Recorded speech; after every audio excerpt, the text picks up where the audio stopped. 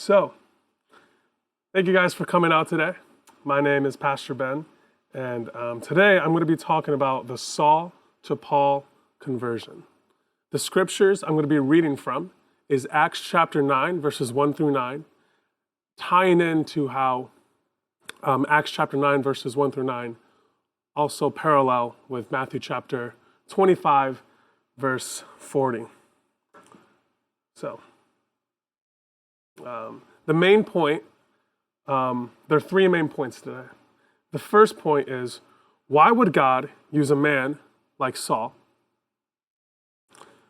To understand Paul's effectiveness in the spread of the gospel, and to find where we can convert ourselves from being Saul to Paul, right? All right, so I'm going to read Acts chapter 9, just verses 1 through 2, and then elaborate on that. Then Saul, still breathing threats and murder against the disciples of the Lord, went to the high priest and asked letters from him to the synagogue of Damascus, so that if he found anyone who were of the way, whether men or women, he might bring them bound to Jerusalem. All right? So, who is Paul, right? Paul was a Pharisee, and he studied in Tarshish under Gamaliel, who was the Jew among Jews. He's a very studied man, and he kind of earned the unwritten title of Jew among Jews, Pharisee among Pharisees, right? He heavily believed in the cause of stopping the spread of Christianity. And he actually did this to please God. He convinced himself that he had to stop the spread, right, of Christianity. And I'm not sure if you guys watched The Mandalorian, right? But in season 3, episode 2, okay, we see how Din, or the Mandalorian, right? He is just so devout in his faith, right? I mean, this guy is like, this is the way, all the time, right? And this is what Paul is. Well, not Paul yet, Saul. This is what Saul is. Saul is so used to being in the tradition, in the action of just preserving his faith, that he doesn't even realize when it changes, right? When he has to move with the times, if you can say. Now, it's interesting, and Sway touches on this too all the time, where the Christians weren't called Christians yet. They were kind of like outcasts, right? It was people who followed the way, right? So I think that's kind of cool. I mean, if I were to be a first century believer, like, yo, I follow the way, that's awesome, right? Just a little side point there, right? But this was Paul's mentality. Paul's mentality was towards his Jewish faith, right? And stopping Christianity. He felt like he had to preserve his faith, that Christianity was going to take away Judaism, right? So let's read further. Picking up in verse 3, as he journeyed, he came near to Damascus, and suddenly a light shone around him from the heaven. And he fell to the ground and heard a voice saying to him, Saul, Saul, why are you persecuting me? And he said, Who are you, Lord? Then the Lord said, I am Jesus, who you are persecuting. It is hard for you to kick against the goads. So he, trembling and astonished, said, Lord, what do you want me to do?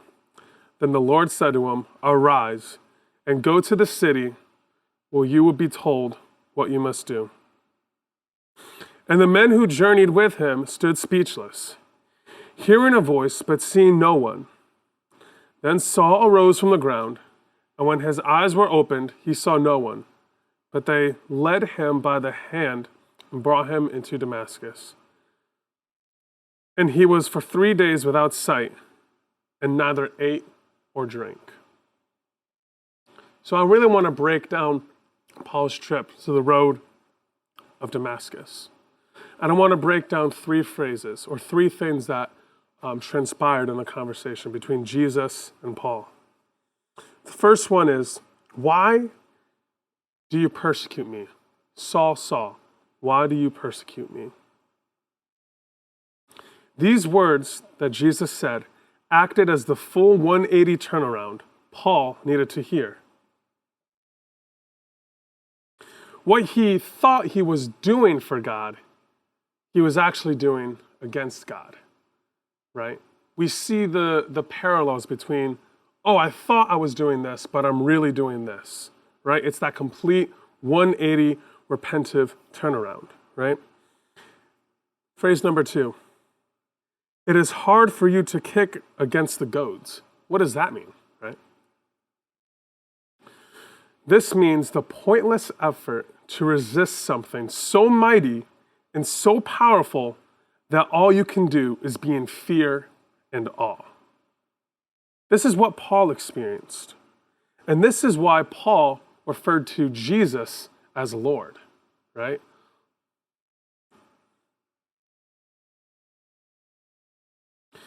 You see, if we are to be in the presence of God, and we were to look at his glory and greatness, right, we would burn right up, okay?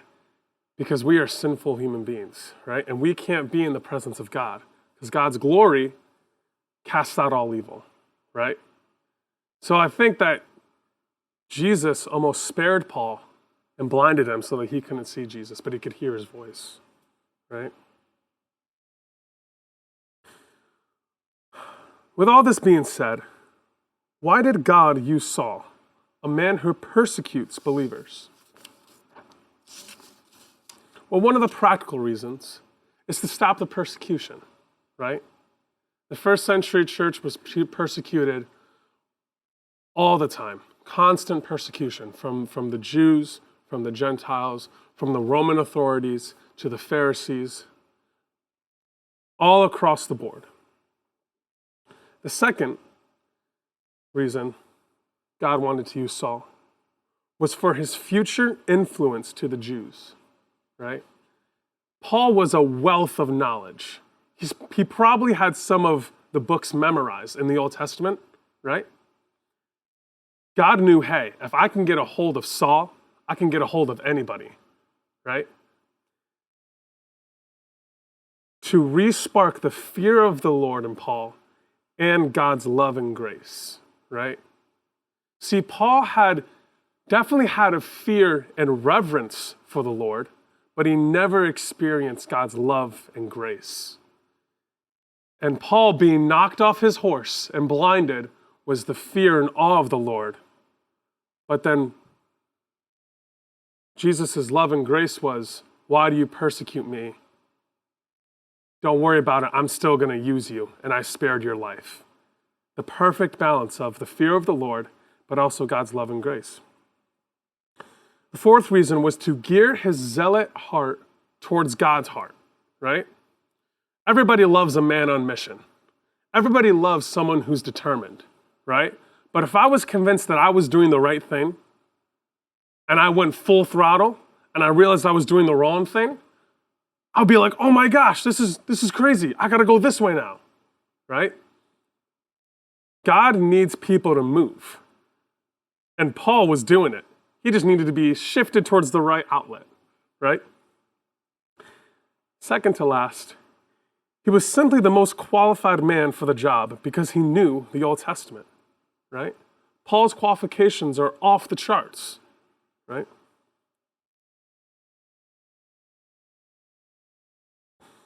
But the last point is this: the importance of the church as one body.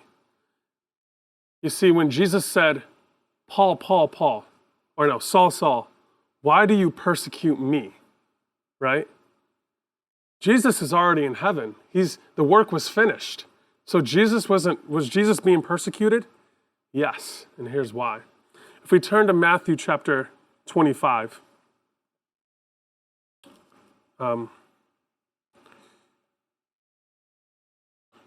verse 40, it says this: And the king will answer and say to them, Surely I say to you, inasmuch as you did unto one of the least of these my brethren, you did also to me. And for some context, right? God divided the sheep and the goats in heaven, okay? Now this is end time prophecy, but it applies today. The sheep fed Jesus when he was hungry. The sheep gave Jesus a drink, right? But they also did it to the people who were in need, the broken, the weary, the hungry, the thirsty. When we give food, when we give water to people in need, we do it unto the Lord, and it's as we're doing it to Jesus, because we are one body. This is why Jesus said, Saul, Saul, why are you persecuting me? Why are you persecuting the church? Why are you persecuting these believers? And this is why Paul, in that very moment, experienced such a strong conversion. Because it hit him like a truck. Oh my goodness. Lord, I've been persecuting you. Let me go from persecution to preserving. Let me go from murdering Christians to saving Christians, to preaching the gospel, right? Let us be people who can realize that we were once Saul and we can become Paul. Thank you.